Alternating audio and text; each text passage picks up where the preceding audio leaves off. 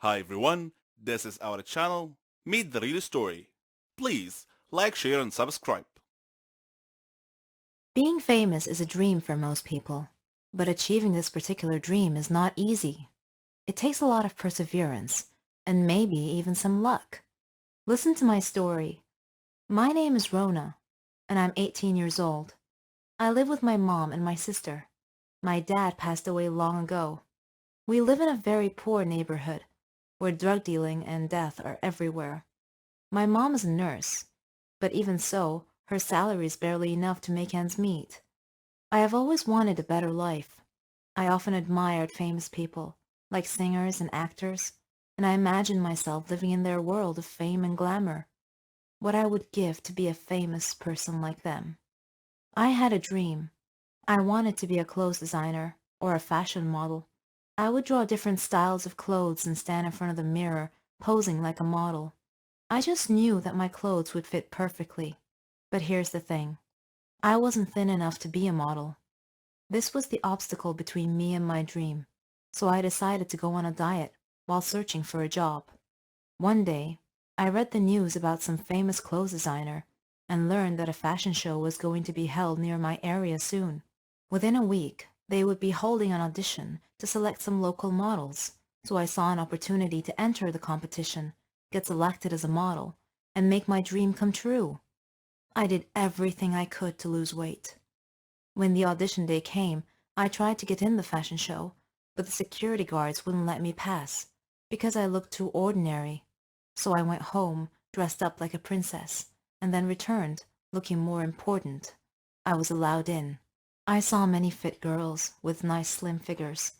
They were so beautiful and seemed so enthusiastic about the audition and their chances of being selected. I felt like I was watching a fashion magazine photo shoot. I signed up for the audition. One by one, the girls performed in front of the judges. Some came out sad, and some came out ecstatic. After seeing this fierce competition, with many beautiful girls being turned down, I lost hope and turned around to leave. That was when I bumped into a woman. Her name was Linda. I excused myself and said, "I'm sorry, I wasn't paying attention." Linda replied, "It's okay. Are you one of the competitors?" "Yes, I wanted to, but seeing all these beautiful girls, I don't think I have a chance. Goodbye." "No, you shouldn't give up so easily," she said. Her kind manner persuaded me to turn around and try out for the audition anyway.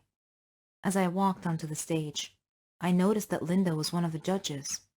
She winked at me as our eyes met. I did my best. Once my audition was over, I looked at Linda, and she smiled and gestured with her head that I had done well. However, one judge told me that my performance was good, but my figure was not. I needed to lose more weight. Linda told me that I was put on a list of potential models with the stipulation that I could re-audition if I lost more weight. So I buckled down and really hit the diet hard. I began starving myself. Mom felt miserable watching what I was putting myself through. I managed to lose about 40 kilos. Unfortunately, I had become so thin so quickly that my health began to suffer. I started feeling depressed and even got dizzy at times. When the next audition day came, I entered the audition room and once again met Linda. She looked at me with worry on her face and said, "What have you done to yourself?" "You told me to do my best, so I did," I said.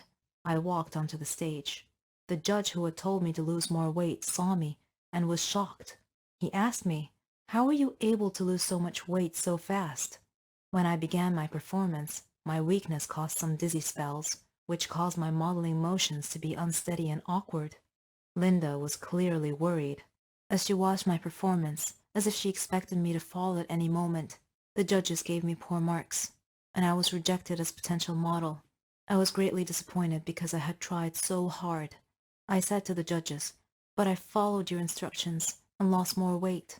The one judge said, "Yes, you lost more weight, but then you let your performance suffer as a result." Then I passed out and woke up later in a hospital bed. Mom and my sister and Linda were waiting at my bedside. I asked them what had happened. "You're too weak. You fainted on stage," Linda explained. Suddenly her phone rang. and after she answered and listened for a moment, I heard her say, "What? Oh no." After she hung up, I asked her what had happened. She told me that the plane carrying the judges and the competitors had crashed. There were no survivors. They would have to start the whole competition and selection process all over again. Though I was saddened by the tremendous loss of life in the plane crash, I chose to interpret this as a sign from above that I had another chance to achieve my dream, that I should not give up. With Linda's guidance and advice during my rehabilitation program, I was able to achieve an optimum weight with good health. Fate and my perseverance had given me a second chance, and I would not waste it. I am now ready and determined to try again. Have you ever dreamed of having some shocking surprise completely change your life?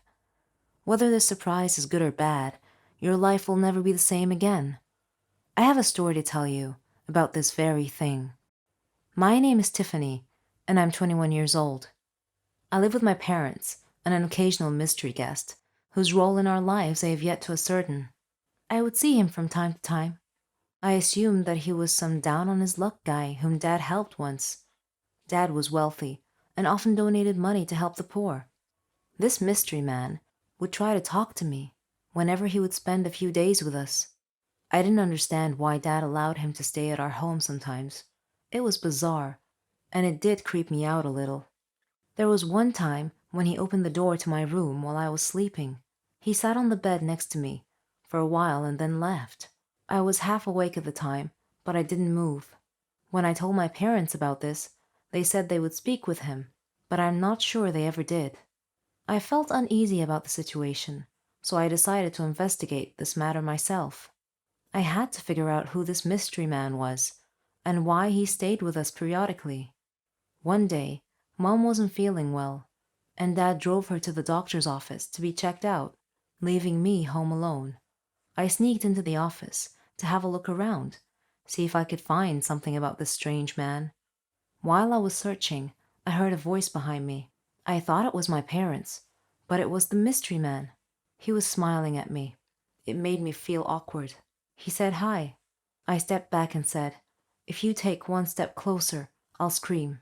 He said, "Calm down. You're suffering from an illness, and I need you to fight it for me and for your parents." "What are you talking about? I feel fine," I said. He said, "You don't recognize me. I'm your husband." Shocked, I grabbed the phone to call the police, but he stopped me. "Don't do that. I won't hurt you. But I won't leave either." I started screaming loudly. Just at that time, my parents returned and entered the study. I shouted for them to help me. Dad came over and hugged me. Then I felt a needle prick the back of my neck, and I lost consciousness. I woke up in a hospital bed, with my parents and my so-called husband beside me. I asked them what was going on. They told me that I must have been dreaming, that I had just woken up from a week-long coma, induced by a rare type of brain disease that damaged my long-term memory. My husband hugged me and told me that he loved me. If only I knew who he was. You know, sometimes the truth is even stranger than fiction, especially if you had a dark secret in your life that would put you in danger if it were exposed. Such was my case, and this is my story. My name is Charlotte, and I'm 17 years old. I live with my mom. My dad passed away before I was born, so my mom had to raise me all by herself. My mom knew everything about me. My school studies, my friends. She had certain rules that I was supposed to follow, like eating outdoors was forbidden, and I can't be friends with someone unless she knew everything about them first, and so on. I thought these rules were somewhat paranoid, and I asked her why she placed such restrictions on making friends. Her reply was simply that you can't trust anyone nowadays. But that wasn't a very satisfying answer. And when I asked her what it meant, she didn't say anything further. As I was growing up, these rules mystified me even more, and I couldn't help but wonder if they had anything to do with my father, whom I knew nothing about. Mom always said he was a troublemaker, and she told me that everything would be clear to me in time. One holiday, I joined a new band. We held a lot of concerts. It was the best. I was good at playing music and singing. When we went camping, we met some students from other countries. We made a lot of new friends and had fun together. We even had a chance to increase our band's fame and reputation. After our first performance at camp, an Asian girl approached me. She hugged me, saying, "Charlotte, I missed you a lot." Taken aback, I asked, "Do I know you?" She surprised me again by saying, "Don't you recognize me? I'm Mary, your friend." I smiled and replied, "You must be mistaken. I don't know you." After insisting that she was indeed my friend, she excused herself and ran back to join her friends. Weird. Though, now that I think about it, I have often had an eerie feeling that someone was watching me wherever I went. I tried to shake off this feeling many occasions, but I never could. I would just tell myself that it must be my imagination. That night, we all went into the jungle. It was a jungle tour. It was very dark, and I got separated from the group and found myself alone, surrounded by trees. I called out to my friends, but no one heard me. Suddenly, I bumped into someone, a girl it seemed, and I apologized. When I turned around to look at her, I was shocked to see, well, myself, or my double. It was as if I was looking in a mirror. "Who are you?" I asked. "I'm Charlotte," she replied simply. "That's impossible. I'm Charlotte," I said assertively. "Are you with us here at the campsite?" "Yes," she said. I asked her which way back to the campsite. She pointed in one direction and we headed back. As we were walking, her phone rang. It was her father. He was worried about her and was just making sure she was okay. We arrived at our tents without incidents, and I said, "It was really nice to meet you, Charlotte. I'll see you tomorrow." I felt a strong connection to the girl for some reason. Then I realized that I had forgotten my bag, and I went to get it. And again, I had that ominous feeling that I'm being watched. Suddenly, something hit me on the head. When I woke up, I found myself sitting in a car, surrounded by people wearing sunglasses, and I was really frightened. "Who are you people?" I demanded to know. "And what do you want from me?" One man told me that my dad was the reason they kidnapped me. When I told him that my dad had died a long time ago, he just laughed. Then he sprayed something on my face and I lost consciousness. When I woke up later, the other Charlotte was tied up beside me. One of the men seemed confused, seeing two of me, and he asked his boss which of us was the girl they were looking for. Suddenly, I heard someone shout, "Freeze! Don't move!" The police had come. They came out from the tree line. Surrounding the car, they arrested the men. Then they untied us both.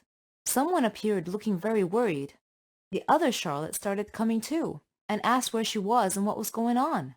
Then she saw her dad, and she ran to him. Her dad then looked at me and asked for my name and my mother's name.